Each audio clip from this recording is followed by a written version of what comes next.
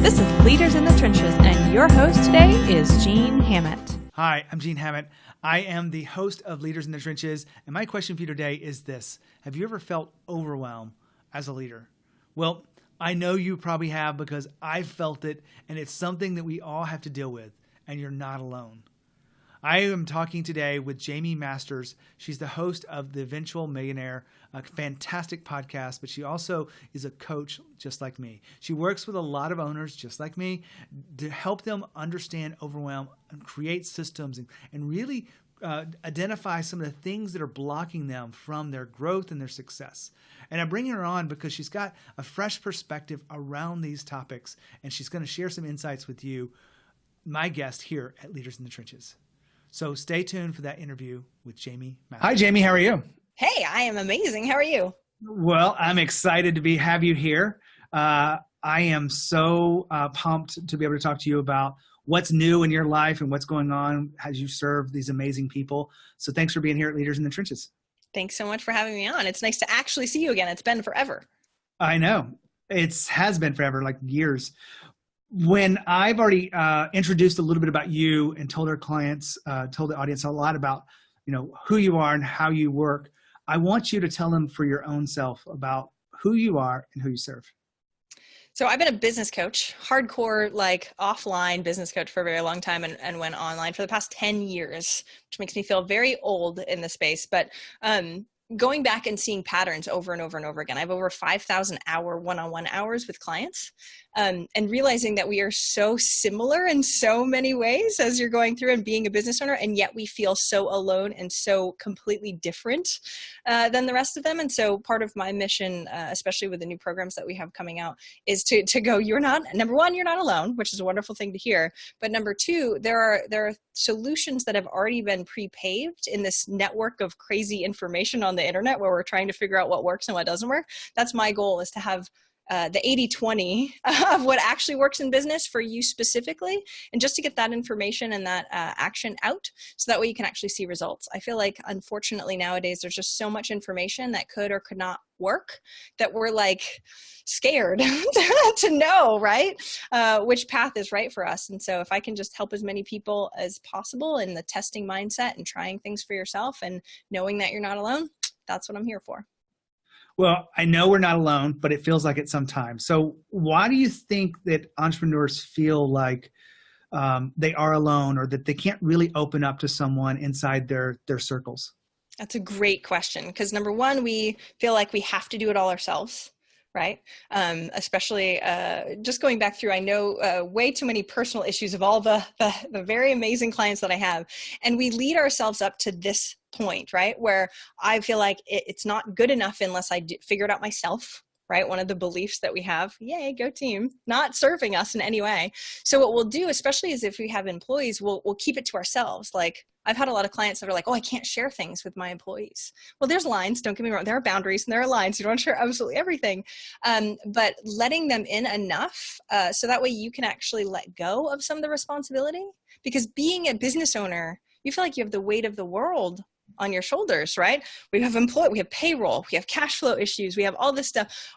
Our wife or our husband is like, oh my gosh, you're working too much. And on this end, you're not seeing your kids enough. There's always something that you should be getting better at. And because we feel like we're supposed to know how to do it, telling anybody that we don't know how to do it is crappy, vulnerable. It feels really not fun. And so a coaching relationship is one place where we can do that. Right? Where we feel like, hey, I'm paying them. I can talk about as much crap as I want. Right? Yeah. But what I want to do is open it up for people to know that you can open it up and be more vulnerable in a good way when you're with your employees and your clients. And so that way doesn't feel so alone. You can reach out for help, which is one of the hardest things that we can do.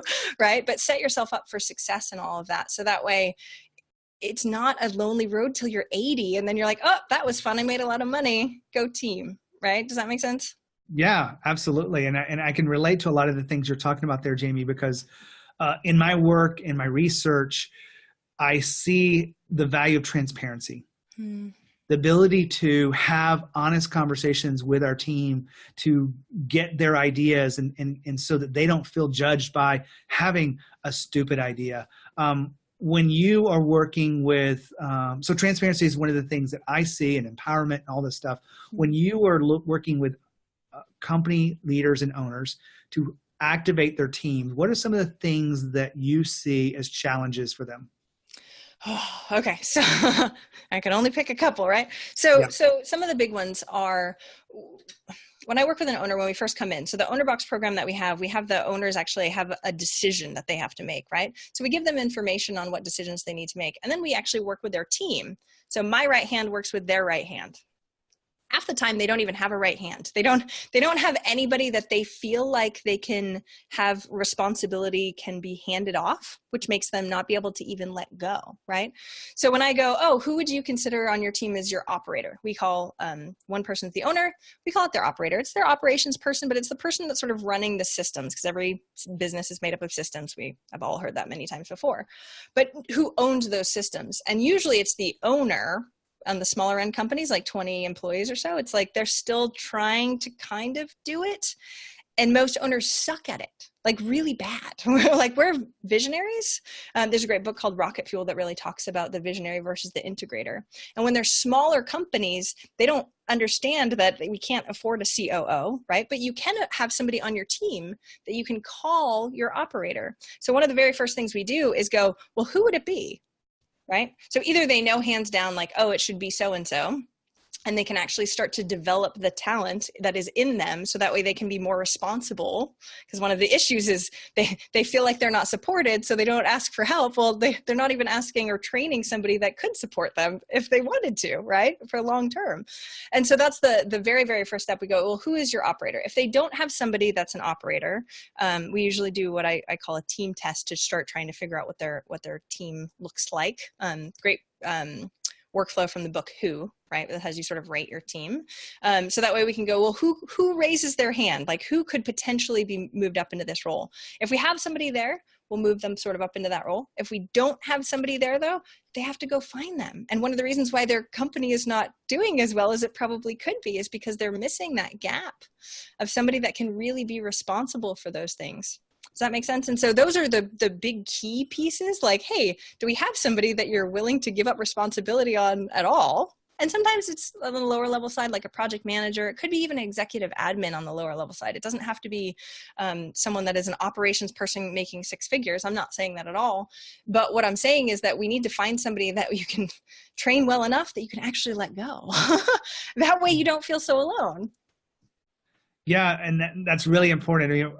My core work really helps them. You said responsibility about 7 times, and I'm going to poke at you just a little bit, because I want fast growth companies to look at how people go beyond responsibility, to take real ownership. Yes. You call this owner's box, and maybe that's a part of your work too, but that, do you see that as being a challenge for people that are just, I need to get this work done, versus owners like you and I show up differently with everything? Well, I think, okay, so soapbox, ready? I think one of the issues, though, is that as an owner, they're not good at giving up anything, whether it be responsibility or anything. And so because they hold so tight, right, their level of micromanaging or their level of whatever, they can't even give up their responsibility, quote unquote, right? Yes, a million times better, it would be better for them to own it and run with it, right? They're a bazillion, the operator is a bazillion times better than so many with details than with the owner in a million years. And yet the owner's like, well, wait, let me just put in my little flavor. Oh, wait, just let me, right? They meddle like all heck, because could be their company. There's all sorts of reasons. We're making this stuff up as we go, people, just like parenting, right? We're doing the best we can. We're learning the best we possibly can. But the line of responsibility to ownership, I feel like the owner doesn't even do a good job of letting the person do it themselves in any aspects of letting go, in any aspects, at least the people that I work with anyway. Maybe you work with higher level teams, but the 20 or so employees can get a little dicey in there. And when they realize that, hey, you know what, they're their own person and they could actually run with the ball too, things change. You talk a lot about the value of systems, and I went through a really revamping of my entire business this past year. There was a book I read, Clockwork, Do you know Mike McCullough? Oh yeah, he's coming back on the show. Oh yeah, Profit First, he was on first. And I really felt like the systems that I was putting in place, although hard, have allowed me a new level of freedom within the business. So what do you do with your clients around systems that you could share with us today? Yes, and I did not read Clockwork, even though I love Mike, because I didn't want to take anything that he said in any of my work. So what we've done is we've sort of 80-20'd what needs to happen in a business and the system side. So for me, I have to do an assessment first, because systems for system's sake are silly, right? So somebody that doesn't have a lot of time or assets or resources are like, well, I don't want systems because it's going to take up so much, right? You see the upfront piece.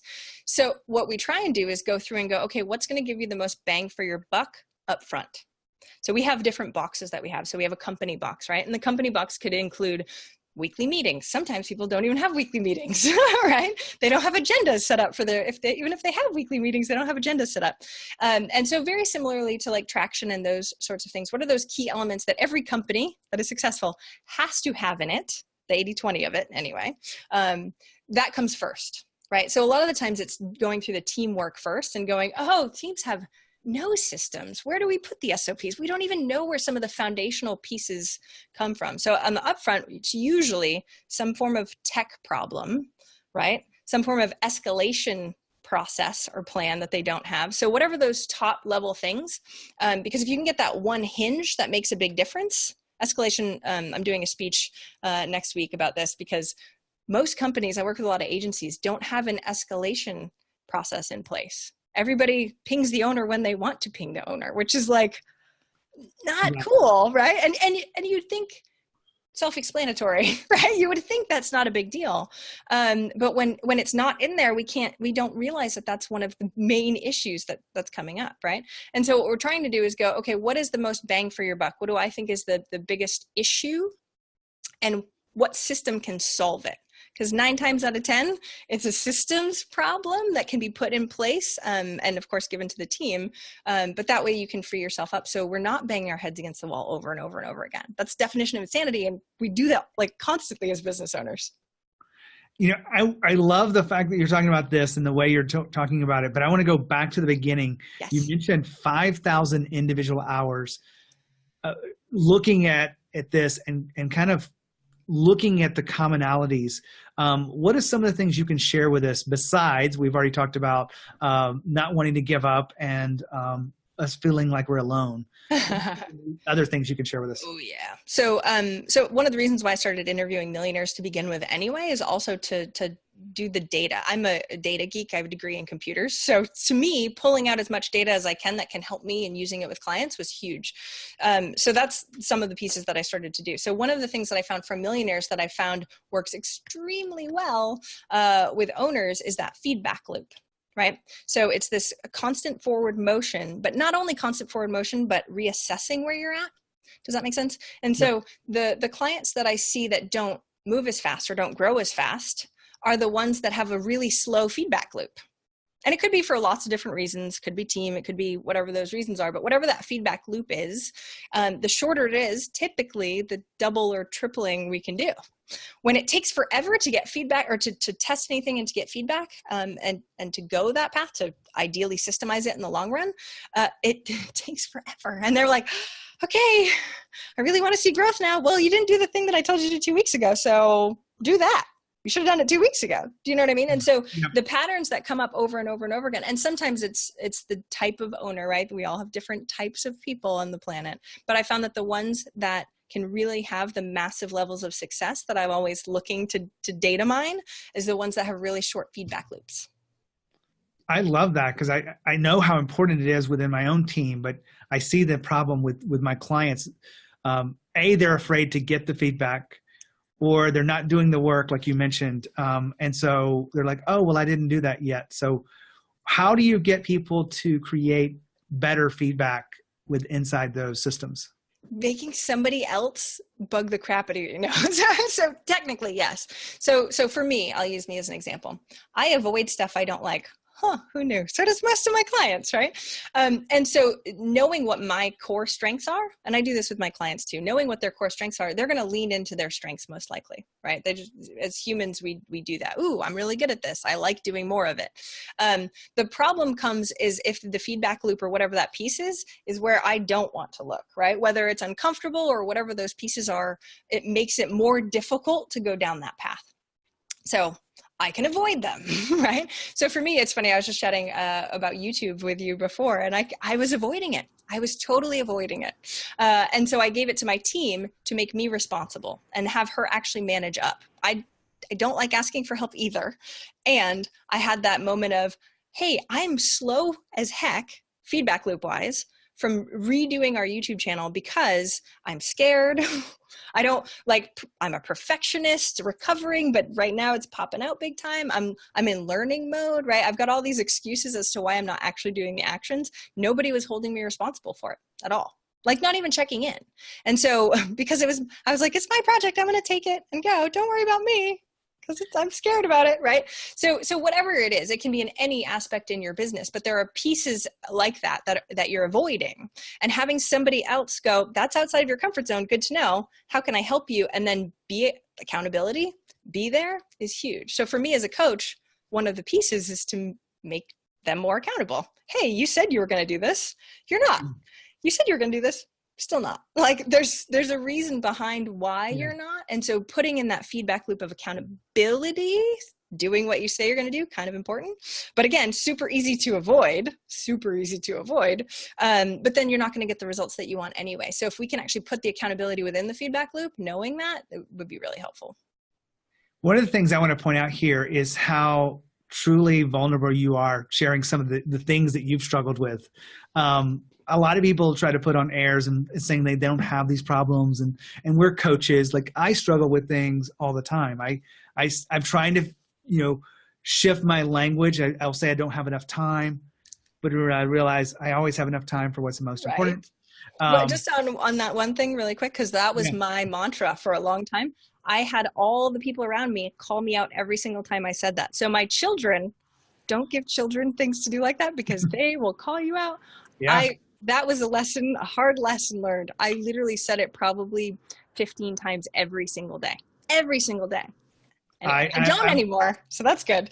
I'm with you, and I'm catching myself. I did ask my son a very critical question I'm going to share with you, and I don't know how your kids would answer this question, but I said, because they have a different perspective for life inside of what we work. And I said, what is something you think I do too much of? You won't be surprised when he said, Daddy, you do too much work. What would your kids say that you do too much of? I've asked them that, and they also said work. Funny thing is, I stop at 3. So kids come home, I'm done. Their level. So my parents worked constantly. Like my mom, one of the things when I was little, and this has just been my past, but my mom worked all the time, and I was like, I just want my mom to be with me. So I've done whatever I possibly can to put my kids first. Now, don't get me wrong, I love working and I love showing them that. What's so funny though is that they have no idea what normal parents' work life. Their dad is a professional performer and does shows with them. They're stilt walkers. They think that's normal too. And so what's so interesting is they're like, work. I was like, guys, I work maybe 5 hours a day when I'm with you. Like this, I mean, I love work, don't get me wrong, but as far as the hours go, it's not very much. They're like, you work all the time. Like, wow. Okay. So they would also say work. That being said, I've asked that question and gone deeper a little bit more too. And so they think I do too much. I did do too much complaining about cleaning, because that was another one, right? So being able to be vulnerable enough to take the crap from your children. Yes, I'm still learning. I'm not great at it yet. And yes, I technically work too much, but I don't know. I don't think I do. Anyway. Yeah, I know I do, because I still have some big things and big projects that are in the middle of. But that's an interesting question for our audience to really reflect on where they are right now with their business. Is what would your kids say? Not what you think they would say, but what would they actually say? And we just opened up here and said it was about work. Can we make them do that and be like, okay, action item for this one, go ask your kiddos. I think it's hugely important to know what they think. I also put, look at this perspective because they really don't have context. Like yours, mine has no, like he's never had a job. He's 11. Mine's 12. He has no idea what work really is. Yeah. He wants to get paid to watch Netflix or YouTube or whatever it is. So I have enjoyed talking to you. I want to give you one more chance to bring this home. Like if someone's feeling overwhelmed, they're feeling that sense that they know that they could be doing something else. What is something you would share with them or ask them as through your experience? Okay, I'm going to give them an action item, and I'm going to I'll send the link so that they can go more, because we only have a couple minutes and I can't tell all the things. But I would do a brain dump and a time audit.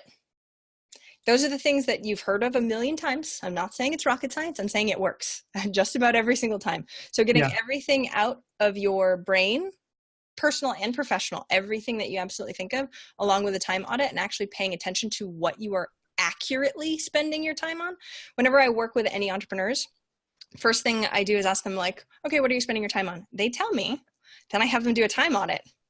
And they go, oh, so, because you can't, I need the data. You can't squirrel away. And I add it up. And 9 times out of 10, they go, oh, my goal is this, or my this is this, and my habits do not reflect what the outcomes are that I want. And that eye-opening piece, I would highly recommend. I'll give the link out at eventualmillionaire.com/leaders. We'll put it for you, just for your people. But I have a time audit for free, not even an opt-in, nothing. You can go and watch those things. But I highly, highly recommend 3 to 5 days. You'll hate me at first. You'll love me later, to make sure that they actually have that eye-opening moment, because the honesty of where we really are, not what we think. It's fine to be wrong. It is A-okay to mess things up. We do as humans. And what are you doing now to get better? And that's the best thing that I know of right now. Well, I love it because it's always something we do. And I am curious, and the very quick answer, what is the difference between a project that someone thinks the time it will take versus what is actual? What have you seen over the... I tell people to double it. Double it. I think I have to triple it. Okay. I'm terrible at knowing how long that one video will take. Yes. I time myself though too, because I'm an efficient Nazi, right? But what's so interesting is my previous executive admin, I told her to tell me to double, no matter what numbers I come up with, make sure I double it. Right? So whatever that goal is, we're doubling whatever we have to take for actions in order to actually hit those goals. Because I agree with you a million times. Maybe maybe we'll have to triple it to be on the safe side, but I agree with you a million times over. It's dangerous sitting back going, oh yeah, I can totally do that. I can write that article. And then it's... Well, let me add this. The sheet that I'm going to give you, the research on flow. So I care more about getting in states of flow so I can produce more, rather than how much time I have to work on something, because the numbers, at least in my life, are vastly different when I actually feel on it versus not. I did 17 videos in an hour and 10 minutes, by the way. So when I'm on, I can be on. So you can't, right? But when I'm not on, it'll take me 2 years. So I'll avoid it. Well, Jamie, thank you so much for being here. Where do we send our audience if they want to get more of you and keep in touch? Well, go get all that stuff for free with no opt-in from eventualmillionaire.com/leaders. So that way we'll get that. And you can check out Ownerbox at ownerbox.com, but you can follow me online. I do random rants on like this stuff all the time. Fantastic. Thanks for being here at Leaders in the Trenches. Thanks so much. Love talking to Jamie. She's such a pistol, and she's so vulnerable and open. Hopefully you enjoyed that as much as I did. I learned a few things that I need to be doing about my own time, about the audit and the brain dump, and I'm going to be doing that as well. So make sure you follow the instructions, support Jamie and what she's doing, but also if you have any questions about your business and I can help you in any way, make sure you reach out, and I'd love to help you and serve you. As always, lead with courage, and I'll see you next time.